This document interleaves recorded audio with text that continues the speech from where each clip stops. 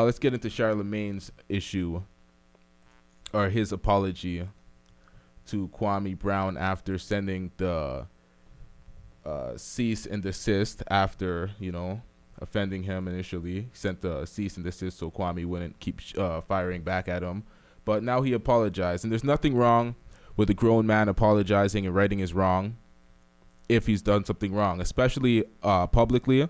A lot of people are saying that this apology isn't sincere because it was over iHeartMedia Airways on the Breakfast Club, and they're saying that they forced him to do it. And I'm like, okay, this is the largest platform that he can do it on. He offended on the same large platform. Might as well try to apologize and mend the situation on the same large platform.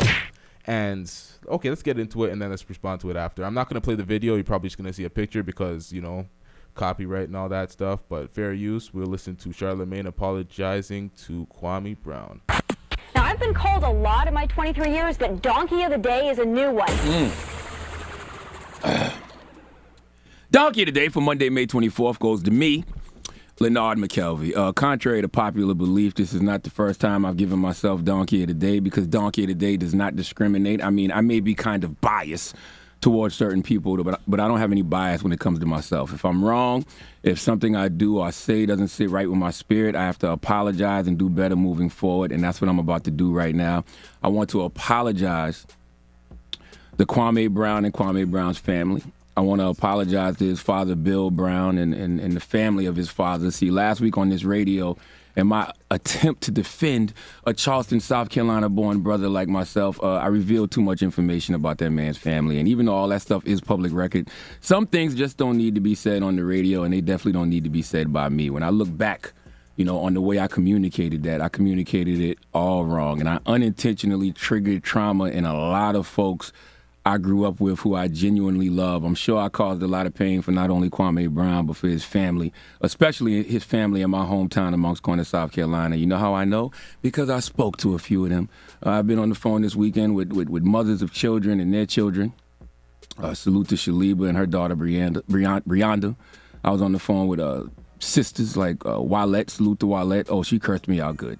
And, I was apologizing for triggering them, causing them pain, because I was casually discussing their family's trauma, man. And that's something that I have to stop doing. That's something that we all have to stop doing. I was talking to my Sacred Purpose coach, Yadi Alba, this weekend. She's like a spiritual therapist. I have her and my clinical therapist, and that's what we were talking about, how we casually discuss each other's traumas. I didn't even think about when I spoke on, Kwame and his family, how many people were impacted by those things I was speaking on. I mean, that's generational. Okay, I caused pain and unintentionally poked at people's wounds. Okay, wounds that will probably never heal. And I can't take back those words, but I can apologize. I think oftentimes we, meaning black people, we fight each other with our demons, whether true or false, whatever is the worst thing we know about a person or think we know about a person, we default to that. And that was not my intention. I was not in any way, shape, or form trying to paint Kwame in a negative light. Okay, that black man is not my op. He wasn't my op when I said it. In my mind, I'm defending that man, but I should have been defending him as Leonard Charlemagne the God McKelvey, the professional, and not Leonard Larry, whatever you want to call me, from Moncks Corner, South Carolina, talking like I'm home in the town on why I believe they need to leave Kwame Brown alone. That was whack, because the conversation didn't even have to go there. The conversation should have been about basketball. Yes, leave Kwame Brown alone because he achieved a goal and a dream that 1.3% of NCAA seniors will achieve, and 0.03% of high school seniors. You know how small a number that is? And, that's just simply being drafted in the NBA. If you play 13 seasons and make $65 million, you're a success, okay? If you work 13 years anywhere and make that kind of money, you're a success. So salute to that man. The only expectations we have to live up to is our own. That's why I always say success is subjective, okay? My views of success may be different than yours. As long as you're happy, that's all that matters. But we didn't even get into that conversation because my mind automatically went to something that it didn't even have to go to.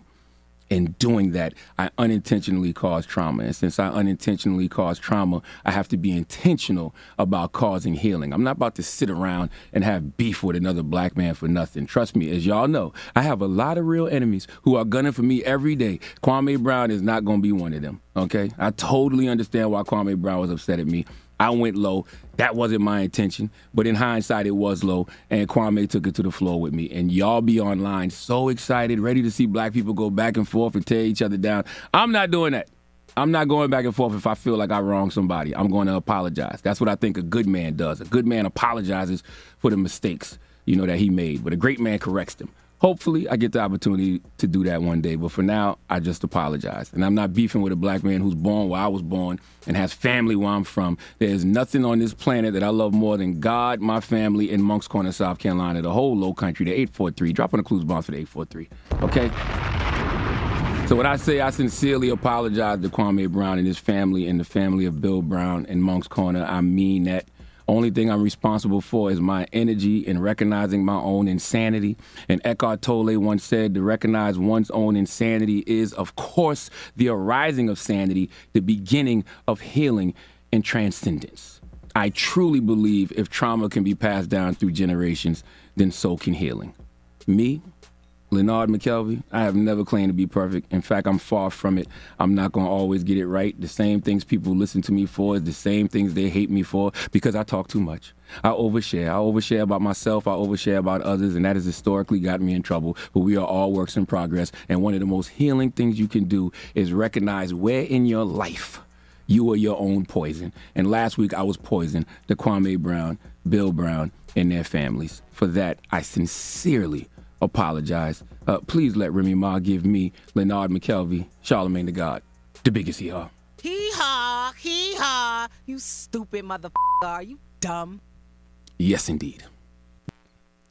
Okay, to me that sounded like accountability from Charlemagne. Long apology. He wrote it down, but that's how you organize your thoughts sometimes and get things across properly in the precise way that you intend to. So nothing wrong with that. Good apology. I think people were trying to cancel Charlemagne, bringing up his past demons and whatnot. Charlemagne has done a lot more for the community, positive than negative. So at the end of the day, yeah, the Breakfast Club has their slip-ups. Yeah, they cap here and there, and they lie to women and pander and blah, blah, blah. At the end of the day, they're a large media company. That's what happens when you are commercial to that level. So it is what it is. Solid apology. He took accountability of his actions, and he apologized over the same airways that he violated on. There's nothing wrong with that. People want to hate? Nah, man. Nah. Let's just keep it pushing. That's good. It's good that he apologized. It's good that he apologized in the way that he did. He gave himself Donkey of the Day. He called himself out. He fixed his wrongs. There's nothing wrong with that. Nothing wrong with that. That's exactly what I actually said that he should actually do in my last video. So it is what it is. Good job, Charlemagne. Yeah. Not much left here. Just a short video.